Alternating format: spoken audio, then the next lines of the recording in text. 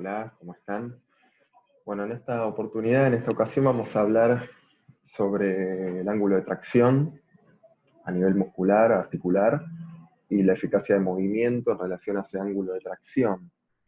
Muchas veces nosotros escuchamos y leemos que determinados movimientos tienen una mayor eficacia en un ángulo determinado, en un ángulo específico. Bueno, lo que vamos a hacer es analizar desde ciertos puntos matemáticos por qué determinados ángulos son más eficaces a partir de una tracción específica de un tendón, claramente, ¿no? Con lo cual vamos a empezar con algunos conceptos que tienen que ver, en principio, con el ángulo de tracción, que no es más ni menos que el ángulo, ¿sí?, que se conforma a partir del punto de inserción muscular con el eje del hueso en dirección hacia la articulación, ¿sí? Imaginemos que esto que tenemos acá es un hueso, este circulito es la articulación, y acá tenemos el punto de inserción. Supónganse que este sea, qué sé yo, la tibia, ¿sí? Y acá tenemos la inserción del cuádriceps, ¿sí?, la tuberosidad anterior de la tibia. Bueno, el ángulo que se genera entre el tendón con el hueso, ¿sí?, va a ser en sí el ángulo de tracción. Ahora, lo que vamos a ver es que según la amplitud de ese ángulo, va a haber un predominio de la eficacia de movimiento o bien de lo que vamos a conocer como la coaptación de las superficies articulares, es decir, la unión entre sí de las superficies articulares para evitar una luxación, o bien lo contrario, ¿sí?, una descoaptación, que es favorecer una luxación, ¿sí? De ahí que es de enorme importancia comprender el concepto este del ángulo de tracción, pero sobre todo la angulación que generan determinados movimientos y por sobre todo en gestos motores o técnicas motoras deportivas, ¿sí? Con lo cual, seguimos con otros conceptos. ¿Se acuerdan los ejes de coordenadas, sí? El eje cartesiano, bueno, acá falta la parte baja, digamos, de- del eje Y, ¿sí? Pero tenemos el eje X y el eje Y, ¿sí? En el eje Y vamos a ubicar el componente rotacional, ¿sí? Y en el eje X vamos a ubicar el componente longitudinal. El eje X, ¿sí?, va a seguir paralelo al hueso, mientras que el eje Y va a ser perpendicular al hueso en cuestión que estaremos analizando, ¿sí? El componente rotacional, entonces, va a ser siempre perpendicular al hueso y va a ir en línea perpendicular también al eje longitudinal, claramente, ¿sí?, y va a pasar por el punto de aplicación. Cuando vimos palancas, o cuando se ve palancas, vemos que la palanca tiene tres componentes y llevadas al cuerpo humano tenemos la articulación, que viene a ser el punto de apoyo, el punto de aplicación de la fuerza o la potencia, que es la inserción muscular, y la resistencia, que es aquello que tengo que vencer. Bueno, acá entonces el punto de aplicación es exactamente eso, el punto de inserción del tendón, que va a ejercer la tracción del hueso para un movimiento determinado. Con lo cual, el componente rotacional va a ser el encargado de favorecer el movimiento de ese segmento articular o de ese segmento óseo, ¿sí? Y va a estar ubicado en el eje Y, formando un ángulo recto con el eje X, ¿sí? Mientras que el componente longitudinal, que es paralelo al hueso en cuanto a una línea entre la articulación y el punto de aplicación, es decir, el punto de inserción de aquel hueso del que estamos hablando, ¿sí? Ahora cuando vemos un ejemplo se va a comprender mejor. Y el eje, o mejor dicho, el componente longitudinal siempre va a favorecer la coaptación, ¿sí? El componente longitudinal va a ser aquel que no se encarga del movimiento propiamente dicho, sino que es el componente que se encarga de dar estabilidad a la articulación para que ésta no se luxe en el movimiento. ¿Ok? Entonces acá tenemos diferentes posibilidades de movimientos. Imaginemos que esto es el húmero y esto cúbito y radio, ¿sí? Y este circulito es la articulación del codo. Con lo cual tenemos húmero, cúbito, radio, codo, en extensión, ¿sí?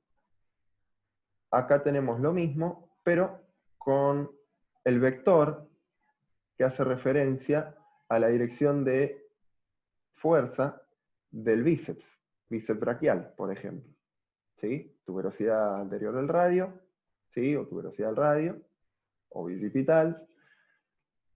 Tracciona al bíceps y eleva el cúbito, o mejor dicho el radio en este caso, hacia arriba, hacia la flexión. En este ángulo, que es un ángulo entre el húmero y el cúbito y radio formado de aproximadamente 45 grados, va a haber un ángulo también que se forma, y ese ángulo es el ángulo de tracción, conformado, como venimos diciendo, entre el hueso, en este caso el radio, y la inserción muscular, en relación a la dirección de sus fibras, ¿sí? Que es ascendente. Ese ángulo de tracción es un ángulo menor a 90 grados, por lo cual, como vamos a ver en un rato, acá está favoreciendo y predominando un componente de coaptación por sobre el componente rotacional o de movimiento.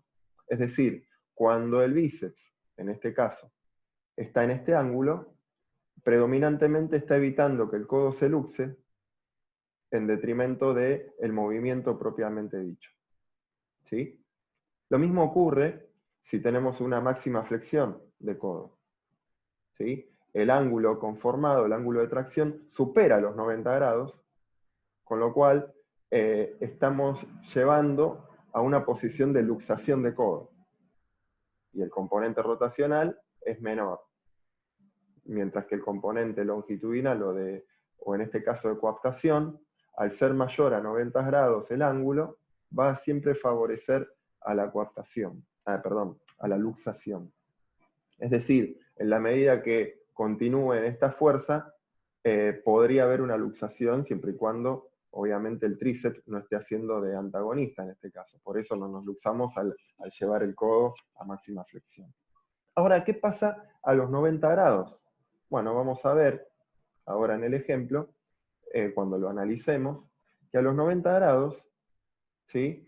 El componente longitudinal, el componente rotacional, que es el componente, como vimos, correspondiente al eje Y, correspondiente al plano perpendicular al hueso, coincide con la dirección de las fibras del músculo, con lo cual hay un predominio exclusivo del componente rotacional y desaparece, por así decirlo, el componente de coaptación. Con lo cual, vamos ahí al análisis,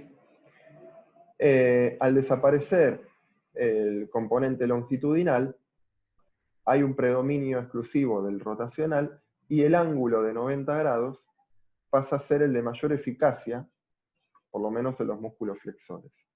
Vamos a analizar entonces por qué esto es así. Dijimos que entre la articulación, ¿sí? Esto es exactamente lo mismo que esto, ¿sí? Que estos tres ángulos, pero les agregué los ejes, ¿sí? Los ejes cartesianos para analizar los vectores, ¿sí? De cada fuerza correspondiente.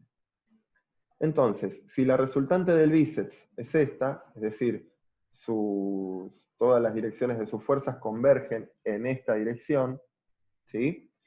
Al analizarla, al descomponer esa fuerza, vamos a obtener dos componentes. El componente del eje X, el componente del eje Y. El componente del eje X vimos que es el componente longitudinal, que se corresponde con el eje correspondiente al hueso, pasando por la articulación y el punto de inserción. Articulación, punto de inserción, uno de esos dos puntos, y trazo la línea que va a corresponder al eje X. ¿sí? Repito, uniendo el punto de la articulación con el punto de inserción muscular, trazo una línea y ese será el eje X. Para hacer el eje Y, voy a hacer una perpendicular, o sea, formar un ángulo recto con el eje X, pasando exactamente por el punto de aplicación o punto de inserción muscular. De esa manera me quedan los ejes de coordenadas. Lo que voy a hacer luego es encerrar el vector de la resultante del músculo, ¿sí? En este caso el bíceps, y lo encierro formando, ¿sí? Ángulos rectos. Tiki, tiki, ¿sí? La línea que lo encierra no tiene que venirse hasta acá ni tiene que irse para allá, tiene que formar exactamente ángulos rectos. Y una vez que los cierro, convierto en vectores, ¿sí? Lo que está por dentro de ese cierre que hice, y voy a obtener el vector del eje X y el vector del eje Y. Y fíjense cómo el vector del eje X es más largo que el del eje Y. Es decir, el vector o mejor dicho, el componente longitudinal es mayor que el componente rotacional. Esto significa que en este ángulo del codo, o sea, 45 grados, hay mayor predominio de la fuerza del bíceps para coaptar, para acercar, ¿sí?, las superficies articulares, que para el movimiento de flexión en sí. ¿Ok? Lo mismo pasa en un ángulo muy cerrado del codo. Hacemos lo mismo, ¿sí? Eje X, articulación y eje del hueso, pasando por el punto de aplicación, ¿sí? Eje Y, perpendicular, pasando por el punto de aplicación, cierro el vector, ¿sí? Y me va a dar más largo el vector o el componente longitudinal correspondiente al eje X que el componente rotacional correspondiente al eje Y. Con lo cual, otra vez, va a estar predominando un componente de coaptación en detrimento del componente rotacional, que va a ser el que tenga la eficacia del movimiento. En el caso este, como el ángulo que se forma en dirección a la articulación es mayor a los 90 grados, el componente longitudinal va a estar haciendo más una fuerza de luxación que de coaptación, ¿sí? Acá las superficies articulares van a tender a juntarse más en esta tracción. Mientras que en este caso, cuanto más tracción haga el bíceps, más van a tender a separarse las superficies articulares, con lo cual, como dije hace un rato, si no existiría una cuestión de estabilización articular por medio de los ligamentos e incluso por el tríceps como antagonista, estaría luxando el codo, ¿sí? Ahora, cuando el ángulo es de 90 grados, en el bíceps en este caso, ¿sí?, volvemos a hacer los ejes de coordenada. Pasa por la articulación, pasa por el punto de aplicación, tenemos el eje X, ¿sí? Perpendicular, el eje Y, pasando por el punto de aplicación. Y fíjense cómo la resultante del músculo, en este caso el bíceps otra vez, se confunde con el eje Y. Y por el contrario, no tenemos componente longitudinal. No existe el componente longitudinal en el ángulo recto de la flexión.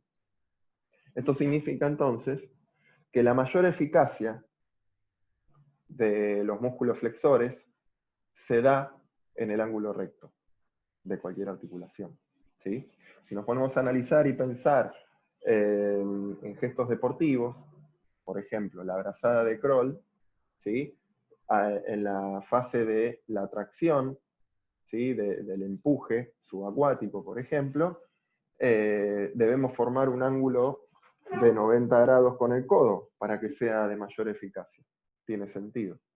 Un lanzamiento de básquet, ¿sí?, implica formar ángulos de 90 grados entre el codo, la muñeca, el hombro. ¿Recuerdan?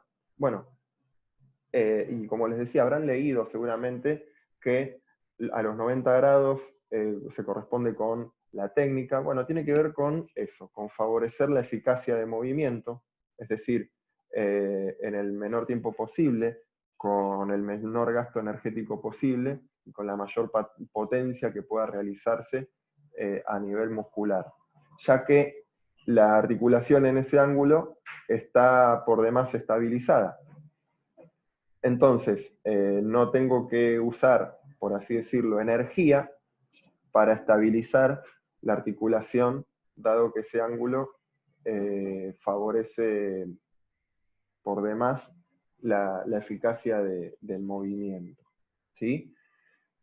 Este concepto es importante que se tenga en cuenta para cualquier análisis biomecánico, ¿sí? Y por eso es más que nada la fundamentación de por qué cuando realizamos un gesto deportivo siempre es preferible determinados ángulos de movimiento, ¿sí? Así que bueno, con esto finalizamos el concepto de ángulo de tracción, eficacia angular y componentes rotacionales y longitudinales.